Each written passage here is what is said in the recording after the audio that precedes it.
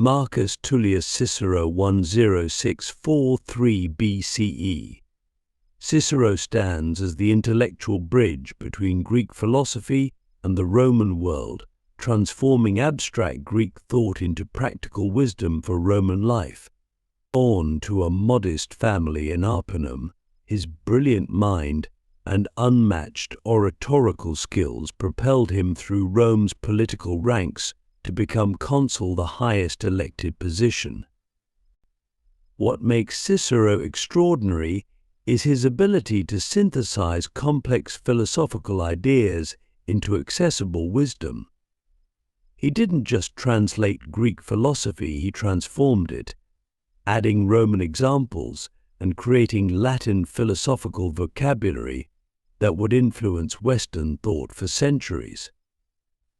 His writings cover everything from the nature of friendship to the ideal state, always combining theoretical depth with practical application. His most enduring contribution is his theory of natural law, the idea that there exists a universal, rational law above human-made laws. This wasn't just philosophy, it was revolutionary thinking that would echo through history, influencing modern concepts of human rights and constitutional government, when he wrote "True law is right reason in agreement with nature." He was laying groundwork for ideas that would shape Western civilization. But perhaps Cicero's greatest gift was his humanity. In his personal letters, we see a man struggling with grief after his daughter's death, wrestling with political moral dilemmas, and always seeking to understand how to live virtuously in a corrupt world. His works on friendship de amicitia and duties de officiis show deep psychological insight into human relationships and moral decision-making. Ultimately, Cicero paid for his principles with his life, executed for opposing Mark Antony's power grab. Yet his death, like his life, proved his philosophical convictions that it's better to die standing for justice than to live by compromising one's principles. His last works, written as the Roman Republic was collapsing, show a man using philosophy not just for intellectual satisfaction, but as a source of strength and guidance in dark times. Lucretius 9955 BCE. Lucretius accomplished something extraordinary. He turned complex Epicurean philosophy into beautiful poetry that still captivates readers today. His masterpiece, On the Nature of Things, De Rerum Natura, isn't just poetry about nature, it's a passionate argument for understanding the universe through reason rather than superstition. At the heart of Lucretius's work is atomic theory, explained with remarkable clarity and insight. He argued that everything consists of invisible particles, atoms, moving through void space, combining and separating according to natural laws. What makes this extraordinary isn't just its similarity to modern atomic theory, but how he used it to combat human fears and anxieties. If everything has natural causes, he argued, there's no need to fear divine punishment or death itself. His psychological insights were equally profound. He understood how desires can torment us when we don't understand their nature. The rich man who can't enjoy his wealth, the lover who's never satisfied. Lucretius saw these as symptoms of not understanding what truly brings contentment. His solution wasn't asceticism, but understanding once we grasp nature's limits, we can find peace within them. Perhaps most remarkably, Lucretius connected everything from love to weather patterns in one coherent worldview. He explained how atoms form perceptions, how thoughts arise, and why we dream. His descriptions of everyday phenomena like sunbeams revealing dust motes in the air show both poetic sensitivity and scientific observation. His influence extends far beyond philosophy. When he wrote about the swerve of atoms, a random deviation that breaks determinism, he was addressing free will in a materialist universe, a debate that continues in modern physics and philosophy of mind. Click subscribe to this channel to get more topics you love. Seneca the Younger, 4 BCE 65 CE. Seneca achieved something rare. He combined practical wisdom with literary genius, creating works that speak directly to human struggles across time. As tutor and advisor to Emperor Nero, he witnessed power's corrupting influence firsthand, yet maintained his philosophical integrity despite living in one of history's most dangerous courts. His writings feel startlingly modern. When he discusses anxiety, anger management, or the wise use of time, he could be writing for today's self-help audience, except his insights go deeper. We suffer more often in imagination than in reality. Isn't just a clever observation, it's the foundation for understanding how our thoughts create our emotional reality. Seneca's practical psychology was revolutionary. He understood that changing behavior requires understanding emotions' root causes. His essay on anger reads like a modern cognitive behavioral therapy manual, showing how our interpretations of events, not the events themselves, cause our emotional reactions. What makes his work particularly valuable is its honesty about human struggle. Unlike philosophers who wrote from ivory towers, Seneca acknowledged life's messiness. He admitted his own failures, discussed real-world challenges, and showed how philosophy could help navigate life's complexities. His letters to Lucretius feel like conversations with a wise mentor who understands both human weakness and human potential. Marcus Aurelius 121 to 180 CE. Marcus Aurelius's Meditations offers something unique in philosophical literature, the private thoughts of a man who controlled most of the known world, yet struggled with the same human challenges we all face. Written as personal notes never intended for publication, they reveal a leader trying to maintain wisdom and compassion while facing war, plague, and personal loss. What makes Marcus extraordinary is how he applied Stoic philosophy to real-world leadership challenges. When he writes about handling difficult people, he's not theorizing, he's drawing from experience managing an empire. His insights about maintaining inner peace while dealing with external chaos came from actually doing it. The best revenge is to be unlike him who performed the injury, he wrote, showing how philosophical principles can guide practical decisions. His psychological insights feel remarkably modern. He understood how our perceptions, not external events, cause our suffering. Everything we hear is an opinion, not a fact. Everything we see is a perspective, not the truth. This isn't just philosophy, it's a practical tool for maintaining mental equilibrium in challenging situations. He developed techniques for managing anxiety that parallel modern cognitive therapy, examining our judgments, questioning our assumptions, and focusing on the present moment. What's particularly touching about Marcus is his constant struggle for self-improvement.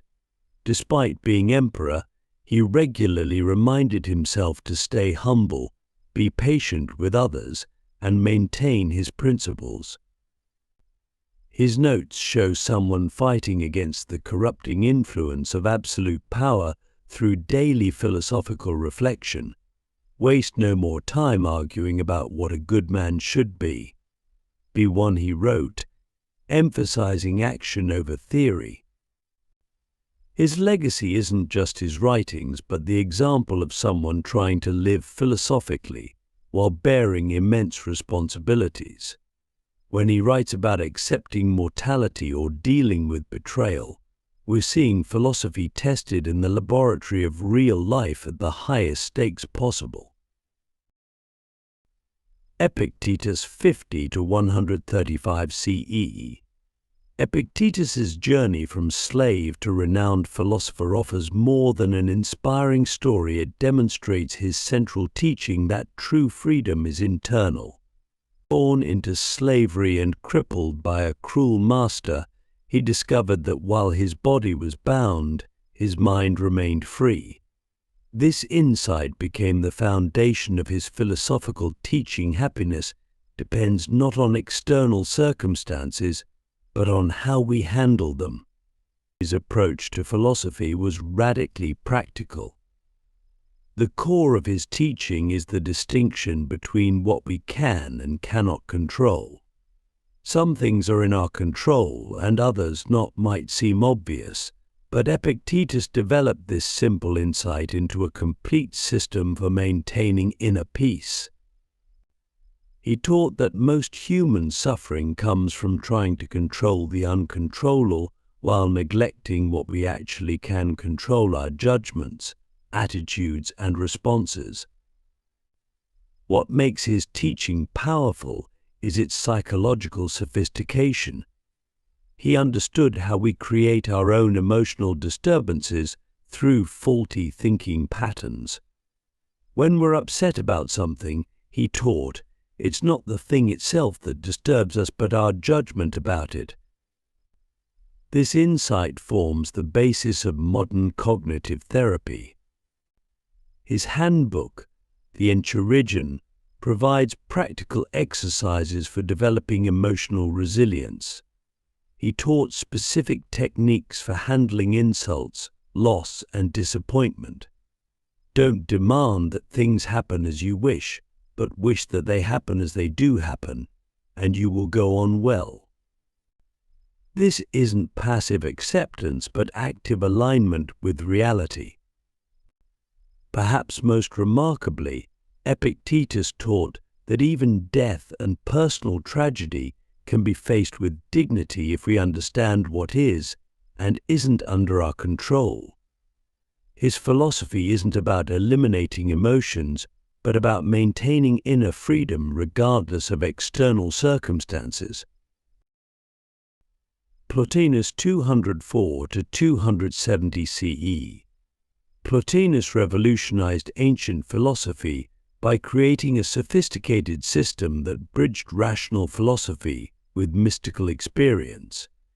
His concept of reality flowing from the One, an indescribable source of all existence through various levels of being down to the physical world, created a new way of understanding both existence and human consciousness. What makes Plotinus extraordinary is how he combined rigorous logical thinking with direct spiritual experience. He described states of mystical union with the One that sound remarkably like reports from mystics across cultures and times. Yet he also provided philosophical arguments for why reality must be structured as he described. His work isn't just mysticism, it's a complete metaphysical system explaining everything from matter to consciousness. His influence on both Western and Eastern thought has been profound. His ideas about how the soul can ascend back to its divine source through philosophical contemplation influenced Christian, Jewish, and Islamic mysticism. When he wrote about beauty as a glimpse of the divine shining through material forms, he transformed aesthetic theory. His concept of emanation, how reality flows from its source like light from the sun, provided a model for understanding the relationship between the divine and the world. Plotinus's psychological insights were equally remarkable. He analyzed different levels of consciousness and explained how the soul could turn inward to discover its true nature. His descriptions of meditation and contemplative practice read like modern mindfulness guides, yet they're grounded in sophisticated metaphysical understanding. His legacy continues in modern discussions about consciousness, reality's nature, and the relationship between mind and matter. His vision of an interconnected universe where everything emanates from a single source speaks to contemporary holistic worldviews. Porphyry 234 to 305 CE. Porphyry was more than just Plotinus's student. He was a philosophical powerhouse who transformed complex ideas into systematic and understandable frameworks. His greatest gift was his ability to organize and clarify difficult concepts, making the abstract concrete and the complex accessible. This talent made him not just a preserver of philosophy, but a bridge between different philosophical traditions. His work on vegetarianism and on abstinence from animal food was revolutionary for its time. Unlike modern ethical arguments for vegetarianism, Porphyry approached it from multiple angles: spiritual purity, ethical consideration for animals, and the psychological effects of diet on human consciousness. He argued that violence toward animals dulls our spiritual sensitivities and hampers philosophical progress, ideas that resonate with modern discussions about consciousness and ethical eating. His contributions to logic were equally significant. His introduction Isagoge to Aristotle's logical works became the standard textbook on logic for over 1,000 years, influencing both Islamic and Christian philosophical traditions. He developed the Tree of Porphyry, a hierarchical classification system that influenced everything from medieval philosophy to modern computer science's object-oriented programming. What makes Porphyry particularly relevant today is his approach to religious and philosophical criticism. In his work against Christianity, he developed methods of textual and historical analysis that anticipated modern biblical criticism. Yet he wasn't simply destructive in his criticism. He sought to understand how different philosophical and religious traditions could be reconciled or understood in relation to each other. His psychological insights were profound. He understood how philosophical development requires both intellectual and emotional growth, and how different spiritual practices might suit different temperaments. His work on dreams and altered states of consciousness shows a sophisticated understanding of human psychology that bridges rational philosophy with mystical experience. Boethius 477 to 524 CE.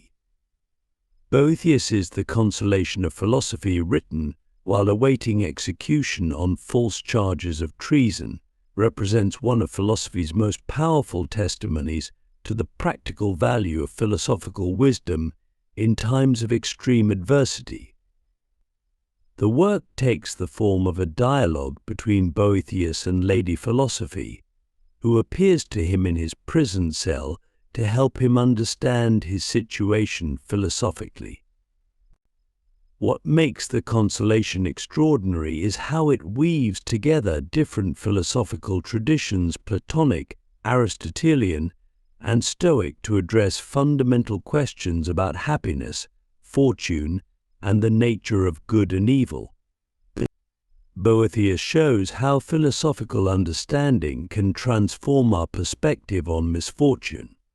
His insights about the temporary nature of worldly success and the superiority of inner virtues over external goods remain profoundly relevant. Perhaps his most important contribution was his role as a translator and transmitter of Greek philosophy to the medieval Latin world. His translations and commentaries on Aristotle's logical works became the main source through which medieval scholars encountered ancient logic. His mathematical and musical treatises preserved classical learning that might otherwise have been lost. His analysis of free will and divine foreknowledge remains influential in philosophical and theological discussions. How can human free will exist if God knows everything that will happen? Boethius's solution, involving God's eternal present and the distinction between necessity and certainty, continues to inform debates about determinism and free will. Most remarkably, Boethius demonstrates philosophy's practical power to provide comfort and clarity in life's darkest moments. When he writes about fortune's wheel or true happiness, he's not engaging in abstract speculation, but showing how philosophical understanding can transform our experience of adversity. Musonius Rufus 30–100 CE, known as the Roman Socrates, Musonius Rufus was a radical thinker who challenged social conventions and advocated for practical philosophy that transformed daily life. His most revolutionary stance was his insistence on philosophical education for women, arguing that since women and men share the same capacity for virtue, they should receive the same philosophical training. What makes Musonius particularly relevant today is his practical approach to ethics. He believed philosophy should address everyday concerns: what to eat, how to dress, how to conduct relationships, how to raise children. But these weren't mere lifestyle tips, they were carefully reasoned applications of philosophical principles to daily life. His teachings on marriage were remarkably progressive for his time. He saw marriage as a partnership of equals, based on mutual respect and shared philosophical values. He argued that sexual relations should be based on love and procreation, not mere pleasure, and that both partners should maintain the same standards of sexual fidelity. Musonius's environmental ethics were also ahead of their time. He advocated for simple living, arguing that excessive consumption damages both the environment and the soul. His teachings on food ethics, advocating a simple, largely vegetarian diet, were based on both health and ethical considerations. His method of teaching was distinctive. He believed in practical exercises and real-world application, rather than just theoretical discussion.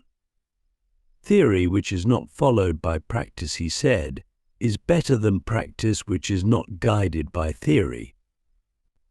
This integration of theory and practice influenced later philosophical education methods. Hypatia 355–415 CE. Hypatia of Alexandria represents the height of Hellenistic philosophical and scientific achievement. As the first well-documented woman philosopher, she broke barriers not just in philosophy, but in mathematics and astronomy. Her tragic death at the hands of a Christian mob marked the symbolic end of classical philosophy in Alexandria, but her legacy continues to inspire. What makes Hypatia extraordinary was her integration of multiple disciplines. She taught Platonic philosophy while making significant contributions to mathematics and astronomy. Her commentary on Diophantus's Arithmetica advanced algebraic thinking, and her work on conic sections contributed to astronomical understanding. She improved the design of scientific instruments, including the astrolabe and the hydrometer. Her teaching method was revolutionary for its time. Rather than simply transmitting received wisdom, she encouraged critical thinking and practical application. She taught that philosophy wasn't just about understanding the universe, but about developing practical wisdom for living. Her school attracted students from across the Roman Empire, including pagans, Christians, and Jews, showing her ability to transcend religious and cultural boundaries. Perhaps most remarkably, Hypatia maintained her philosophical integrity in an increasingly polarized society. As Alexandria became torn by religious and political conflicts, she remained committed to rational inquiry and ethical behavior. She advised political leaders, including the Roman governor Orestes, demonstrating how philosophical wisdom could inform practical governance. Her influence extends beyond her direct contributions. As a woman intellectual leader in a patriarchal society, she demonstrated that gender shouldn't limit intellectual achievement. Her death highlights the ongoing tension between rational inquiry and dogmatic belief, a conflict that continues to resonate. Her life shows how philosophy can provide both intellectual rigor and practical guidance in turbulent times. Philodemus 1-1035 BCE. Philodemus transformed Epicurean philosophy by expanding it beyond its traditional focus on physics and ethics to include sophisticated treatments of aesthetics, rhetoric, and psychology. His works, preserved in the carbonized scrolls of Herculaneum, provide unique insights into Hellenistic philosophical debates and the practical application of Epicurean principles. What makes Philodemus particularly significant is his development of Epicurean ideas about art and literature. While earlier Epicureans were often skeptical about poetry and rhetoric, Philodemus argued for their value when properly understood. His work on poems developed one of antiquity's most sophisticated theories of literary criticism, analyzing how poetic form contributes to meaning and emotional effect. His psychological insights were remarkably modern. On anger, he analyzed how emotions arise from beliefs and judgments, anticipating cognitive behavioral therapy. He understood that managing emotions requires understanding their causes and developed practical techniques for emotional regulation. His work on frank criticism explored how friendly correction could help people improve their character, developing ideas about psychological counseling. Philodemus's approach to philosophy was practical and therapeutic. He saw philosophy as a means of achieving happiness by understanding and managing our desires, fears, and relationships. His work on social relationships showed how Epicurean principles could enhance friendship and community life rather than promoting isolation. His influence extends beyond ancient philosophy. His ideas about the relationship between form and content in art continue to influence aesthetic theory.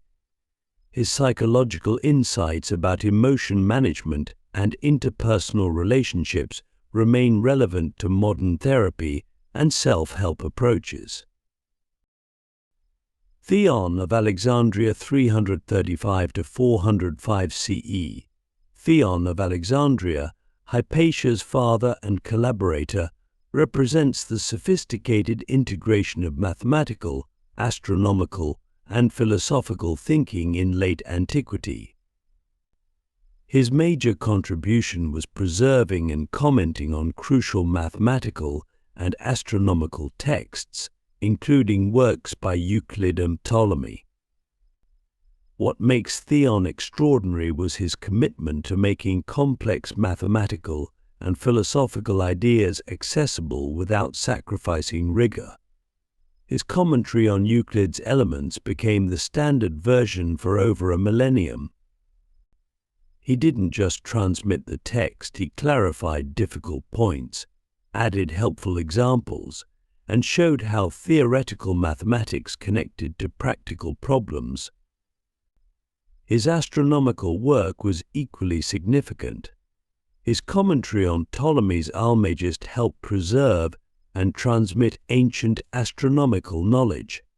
He made practical astronomical observations and calculations, contributing to the understanding of celestial phenomena. His work on astronomical tables helped people calculate planetary positions and predict celestial events.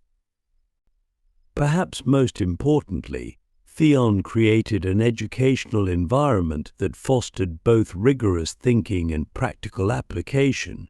Working with his daughter Hypatia, he developed teaching methods that combined theoretical understanding with hands-on practice. He understood that mathematical and philosophical education required both conceptual clarity and practical experience. His influence extends through the preservation and transmission of classical mathematical and astronomical knowledge. His versions of classical texts, with their careful explanations and practical applications, help bridge the gap between ancient and medieval science. His educational approach, combining theory and practice, continues to influence mathematical and scientific education.